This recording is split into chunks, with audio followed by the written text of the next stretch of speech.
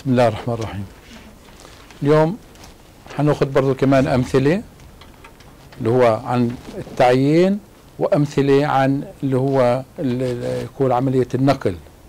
كويس؟ يعني اليوم حيكون ايش اللي هو زيادة في المعرفة بالنسبة للملفات الموجودة عندنا. طيب إذا ناخذ لنا مثال، أول مثال عن النقل. مثل ما احنا شايفين انه يجب تكون عدد الصفوف لا تساوي عدد الأعمدة، إما أن تكون بشكل فردي إما أن تكون بشكل زوجي. إذا كان مثلا الصفوف عندنا 4 الأعمدة يجب أن تكون مثلا 5 أو تكون 3. عملية النقل إنه مثل ما حكينا سابقا إنه أن مالها لا تساوي أم، شرط من الشروط. وإذا كان هناك نقص، إذا كان في السؤال عدد الأعمدة يساوي عدد الصفوف يجب إضافة صف أو عمود، وبقيمة نقل هي قيمتها 0 بتكون عندنا. يعني ما بنحط أرقام لعمليات النقل الموجودة عندنا. إذا كان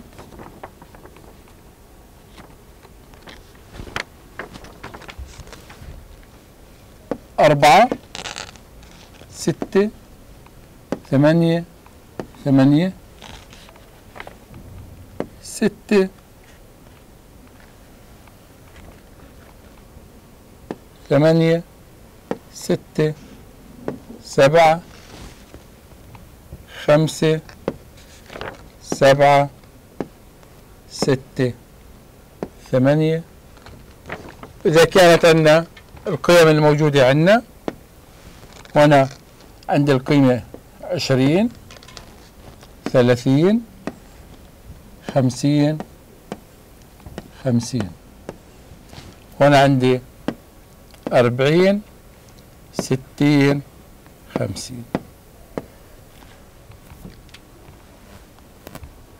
في الأمثلة السابقة كنا نجيب اللي هي العرض على اليمين والطلب على اليسار، ما فرقتش، هو كله نفس المضمون. جبناها على الشمال وجبناها من فوق كلها واحد، يعني ما جبناش ولا أي حاجة جديدة.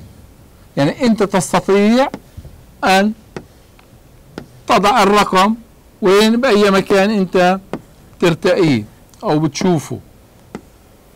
أول حاجة أشوف قسم حسب إيش النورث ويست كورنر، أو ما أعرف الزاوية الشمالية الغربية.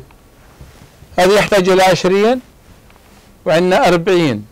مظبوط؟ معناته شو أول شيء بحط؟ بعبي 20. كويس؟ بنتقل للي بعدها. كم يحتاج؟ 30 وعندي 20 بيله 20. شو صار عندي؟ هذا انتهى ماله، وهذا ماله انتهى. مظبوط؟ تم استنزافه. يعني انتقل للخلية اللي بعدها. طبعا بقي له هذا كم؟ بقى له تعميله 10 بتم له. هلا الموجود عندنا احنا موجود عندنا 60 وبحاجة إلى 10، بحط هون 10. إذا أصبح شو ماله هذا؟ أصبح مستنزف. وهنا كم بقي عندي؟ كم بقى عندي؟ 50. كويس؟ ننتقل للخانة اللي بعدها. الخانة اللي بعدها كم بحاجة إلى 50؟ حط هنا كم؟ إلى 50. هنا استنزفت. كويس؟ وهنا برضو كمان ماله استنزف. هون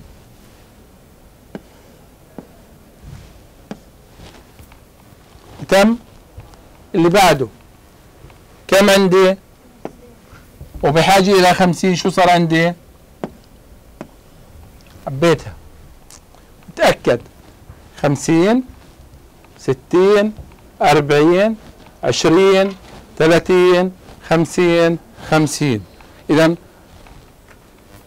تقسيمي وزعت حسب اللي هي الزاوية الشمالية الغربية.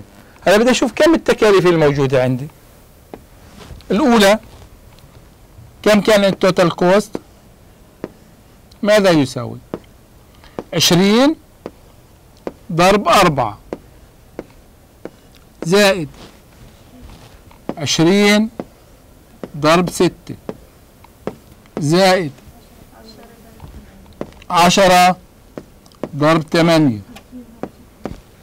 زائد 50 ضرب 6 زائد 50 ضرب 8.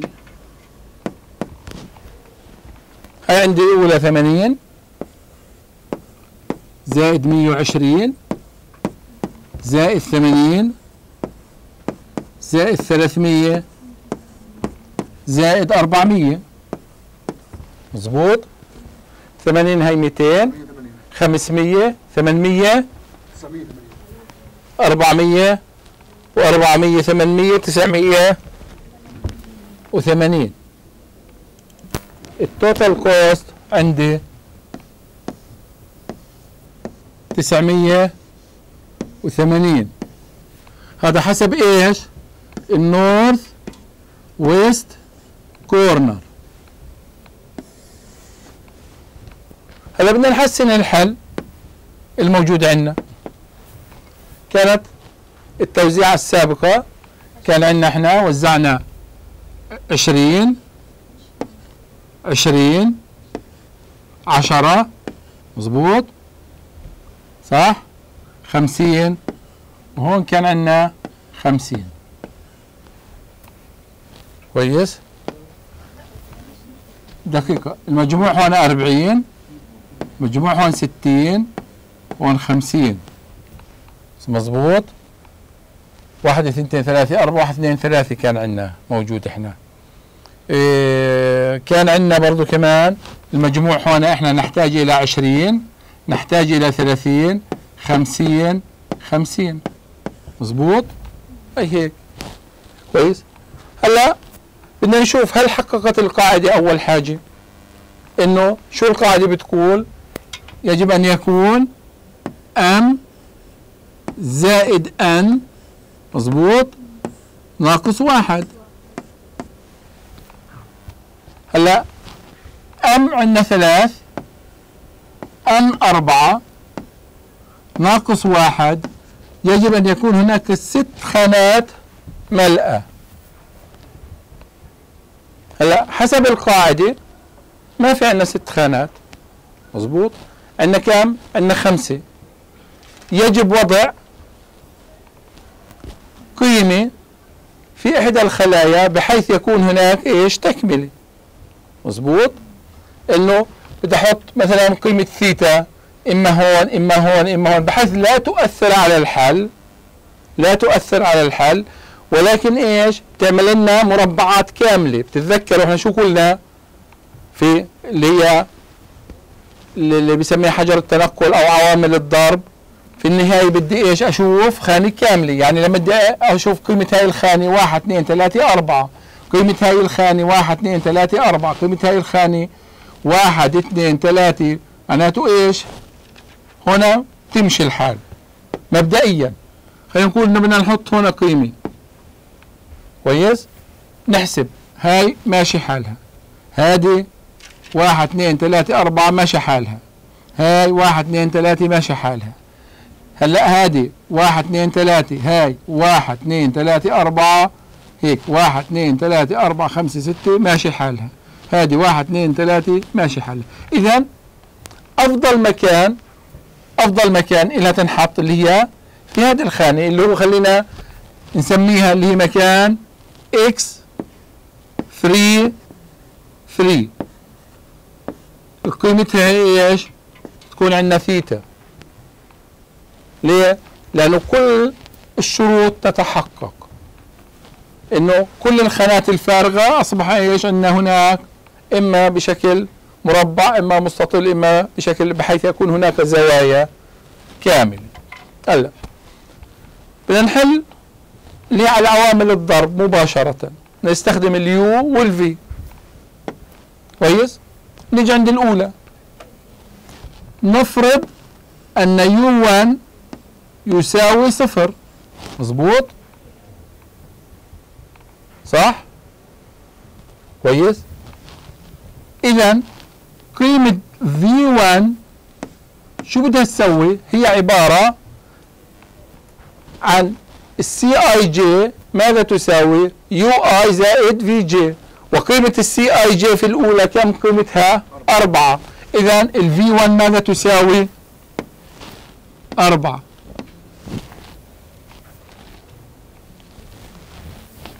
هلا الخانة CIJ للثانية اللي هي للX12 U1 0. إذا V2 ماذا تساوي؟ اللي هي القيمة الموجودة عندنا، قيمة النقل اللي هي 6. هلا الU2 ماذا تساوي؟ الV6 معروفة، الCIJ إلها 8. كويس؟ إذا 2. إذا 2. ليش 2 زائد 6 يساوي 8؟ هلا شو بدنا نوجد؟ بدنا نوجد اللي هي V3.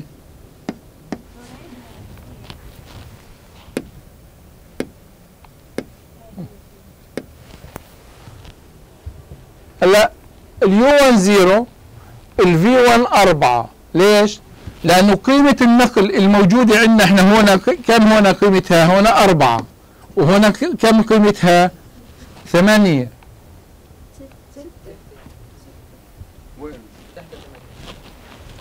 6. هنا القيمة 6 قيمة النقل. ليه؟ لأنه مجموع اليو اي اللي هي اليو 1 والفي 2 يجب ان نسوي السي 1 2. السي 1 2 قيمتها 6. اذا شو بصير عندنا هنا؟ بصير قيمتها 6. هلا قيمة النقل هنا كم عندنا؟ 8.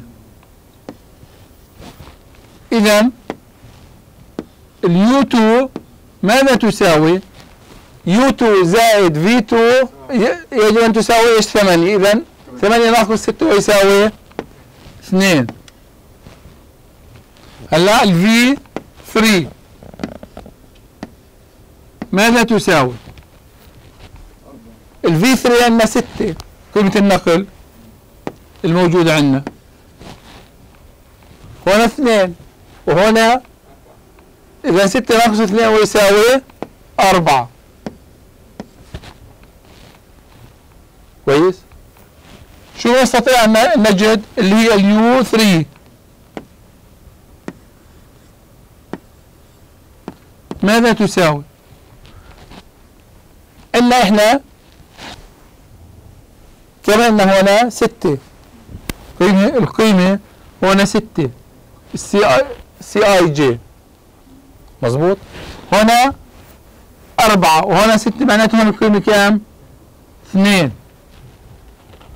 نجي عند آخر وحدة اللي هي عند الفي 4. شو بدها تسوي؟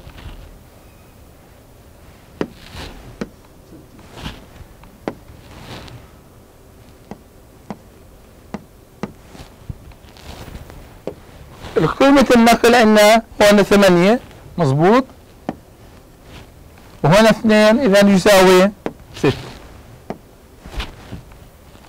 هلا عرفنا قيمة كل وحدة شو بتساوي عندنا. اليو 1 0، اليو 2 2، الفي 3 اليو 3 2، في 1 4، في 2 6، في 3 4 وفي 4 6. هلا بدنا نشوف القيم الموجودة عندنا كيف بدنا نوجد الأولى.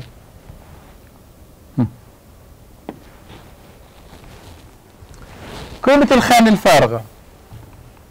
شو قلنا قيمة الخانة الفارغة؟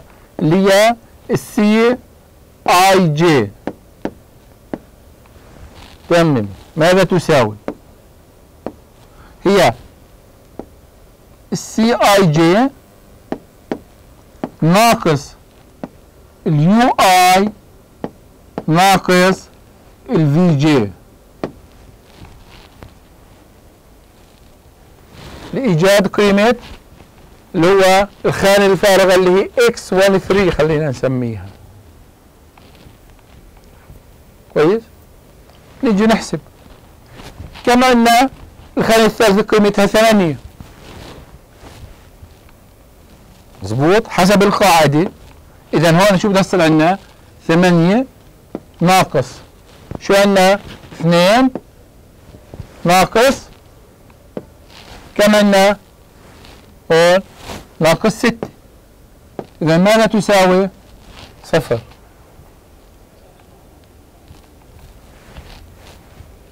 القيمة اللي هون. نشوف حسب حجر التنقل. مظبوط؟ حجر التنقل كم القيمة هون عندنا احنا؟ كنا هون 8 صح؟ الثالثة مظبوط.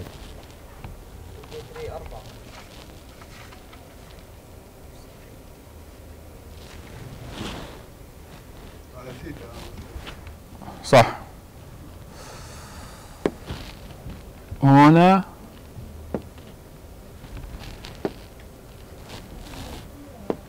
4 إذن 2. إذن نشوف هنا 8 موجب ناقص 6 2. مظبوط. 8 موجب 6 فيها 2 8 10 و6 4.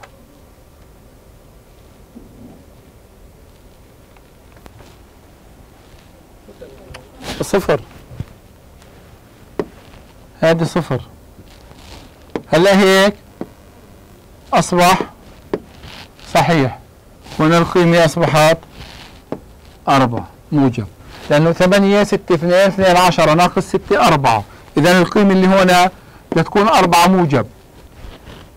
القيمة اللي بعدها كم القيمة الرابعة؟ 8. هنا 8 ناقص 4 ويساوي 4 برضو كمان الثانية.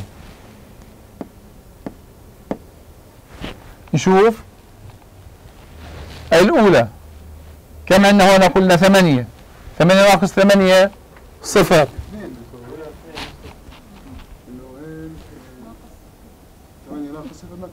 دقيق.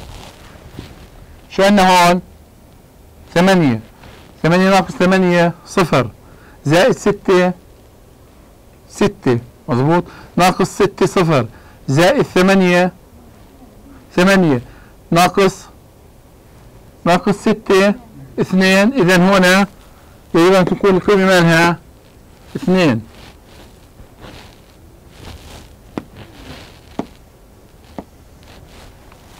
نشوف هون كم عندنا 8 مظبوط.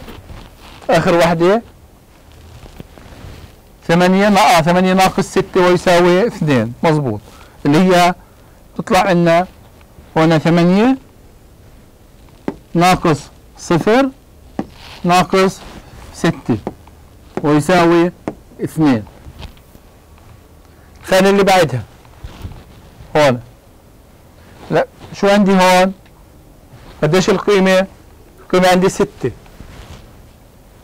مظبوط. 6 ناقص 4 ناقص 2 ويساوي 0.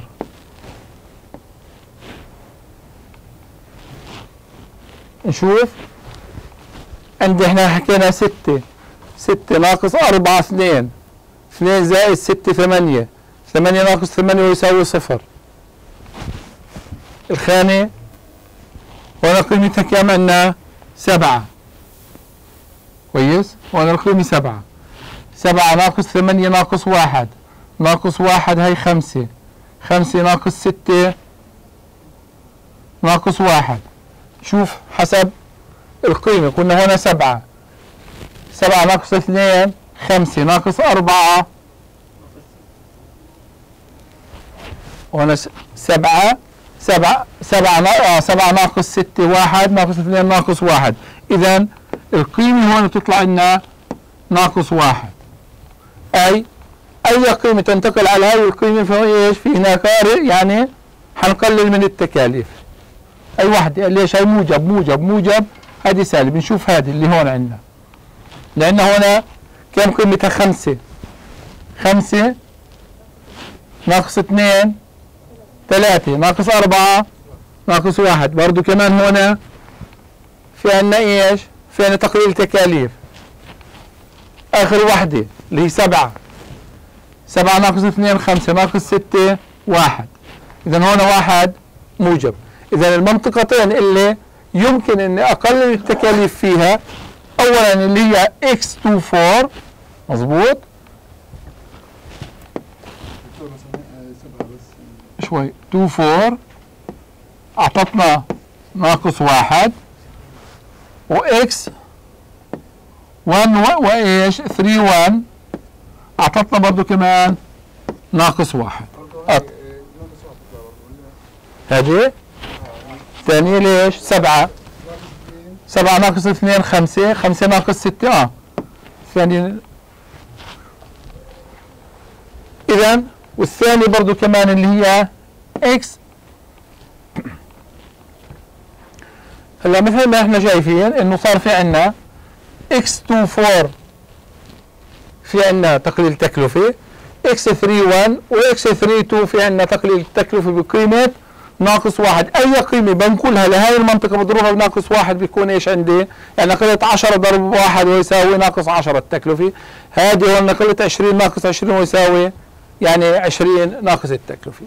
هلا بنشوف، بدنا نشوف وين بدنا نبدل او نغير. فرضا انه بدي اجي هون، يعني اي وحده يعني بتقدر تشتغل عادي. نيجي عند الاولى اللي هون اللي هي خلينا ناخذ الاكس 32 كويس. اي اكس 32 خلينا نعملها المسار. المسار منين بتروح؟ هي هون مظبوط. تروح اول شيء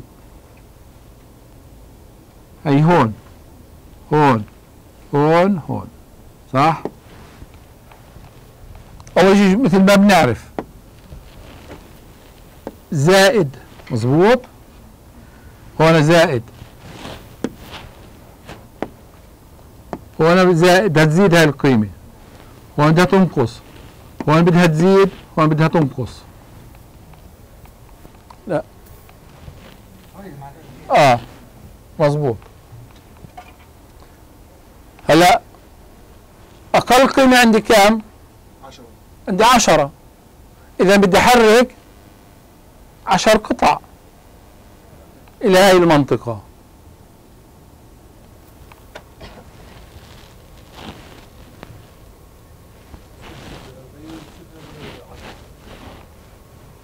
بدها تنقص، هذه بدها تزيد، وهذه ايش؟ بدها تزيد. هذه بدها تصير 10 مظبوط، وهذه بدها تصير 50. لو جينا اخذنا، خلينا ناخذ هذه المسار من هون هون مظبوط، هون هون هون هون هون.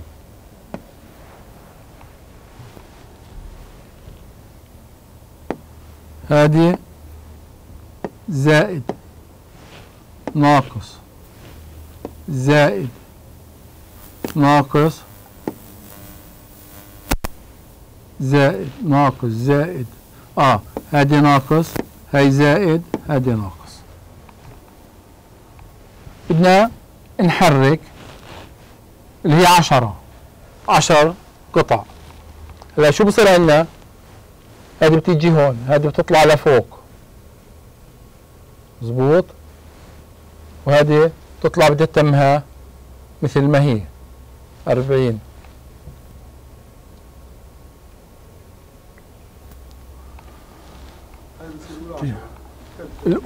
الأولى 10 و30. هنا بدها تصير ايش؟ 0، وهذه بدها تصير 60. 60 هاي بدها تصير ايش؟ ثيتا بدها تصير 10 طبعا. طيب خلينا نعمل جدول جديد.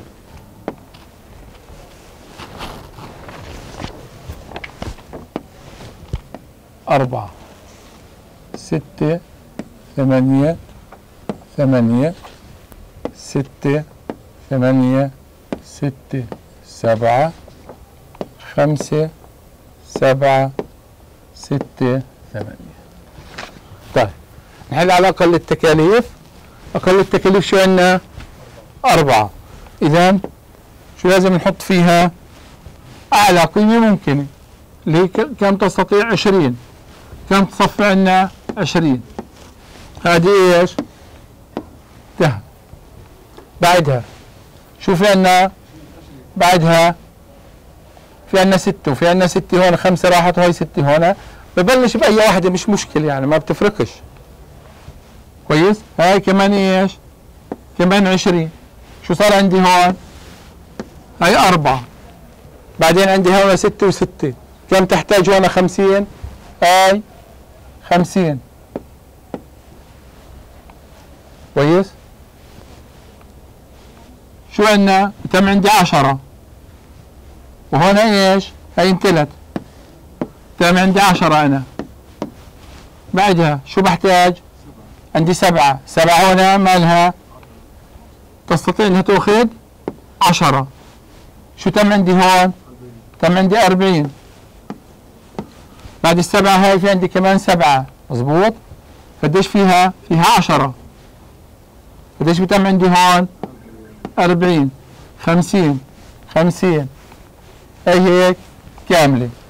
1 2 3 4 5 6 حقق الشروط. هلا بنشوف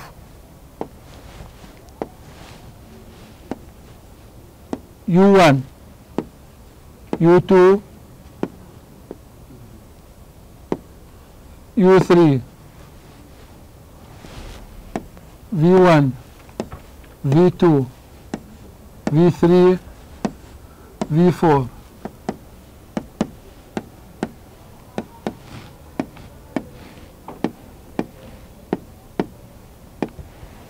كويس؟ هون قيمتها 0، هون قيمتها 4، هون قيمتها 6. كويس؟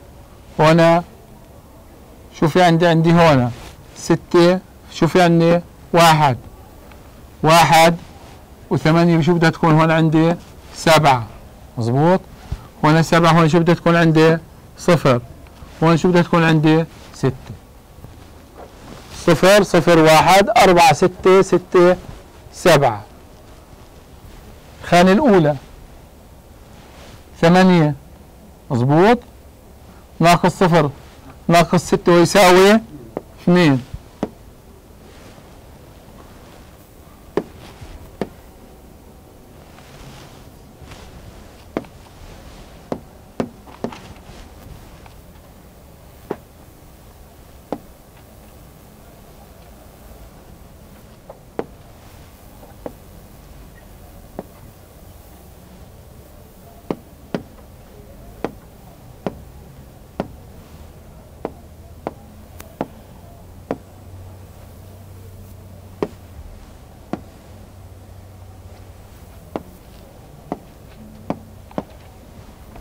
طيب اللي بعدها 8 1.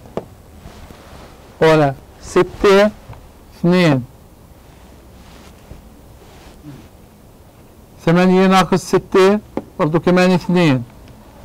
5 0 6 ناقص 1.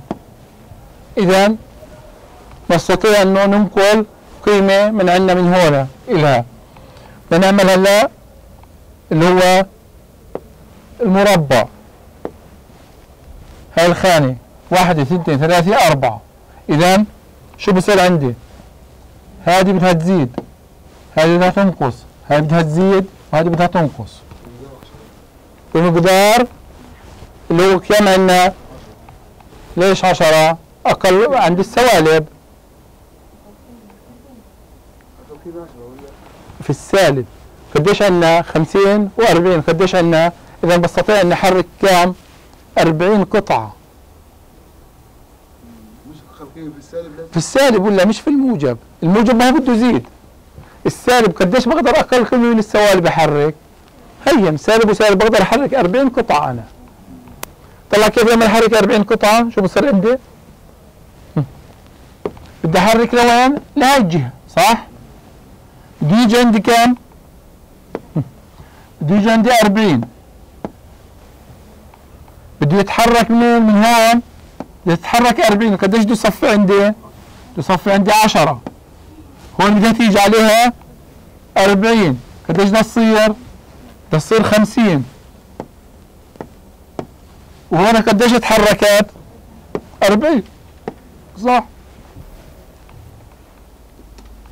شوف هلا التكلفة قديش صارت؟ 20 ضرب 4 زائد 20 ضرب 6 زائد 10 ضرب 6 زائد 50 ضرب 7، مظبوط؟ و10 ضرب 7 زائد 40 ضرب 6، هي 80. 120 200 260 350 هي 70 وهذه كام؟ 240. 80 200 260 260 610 610 680 680 920. قديش كانت عندنا؟ 960 المرة السابقة. 80 طلع. ليش دخلنا مقدار ايش؟ 2.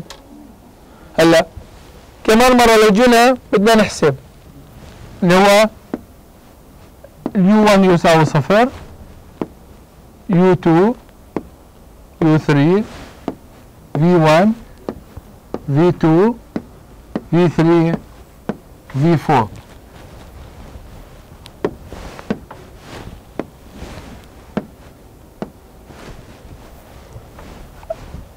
إذا الأولى بدها تكون عندي 4، الثانية بدها تكون عندي 6. كويس؟ هلا 7 معناته بدها تكون عندي 1، بدها تكون عندي هون بدها تكون عندي 5، مظبوط؟ هون بدها تكون عندي 1، هون بدها تصير عندي كام؟ عندي 6، مظبوط؟ 4 0 و6 6، هون 1 1 و5 6 1 و6 7 1 و6 7 1 و5 4. نفس الطريقة 8 ناقص 5 فيها 3، هنا 8 ناقص 6 فيها 2، هون 6 ناقص 5 فيها 1، 8 فيها 1، هنا 5 ناقص 5 فيها 0، هنا 8 ناقص 6 فيها 1. شو نجد؟ نجد انه كل الارقام مالها موجبة. اذا هذا هو الحل الامثل وهو المطلوب. يعني من ثاني جدول، اول جدول ثاني جدول كان ايش طالع عنا؟ انه كيف القيم. يعني هون عندنا قيمة 0 ان نقلنا عليها قيمة او ما نقلنا ما بتفرقش، يعني مش هتفرق كثير عنا. ليش؟ لانه نفس القيمة حتى لو نقلنا من هون بدها تتمها ايش عنا اللي هي 960 وهو المطلوب الموجود عندنا. كويس.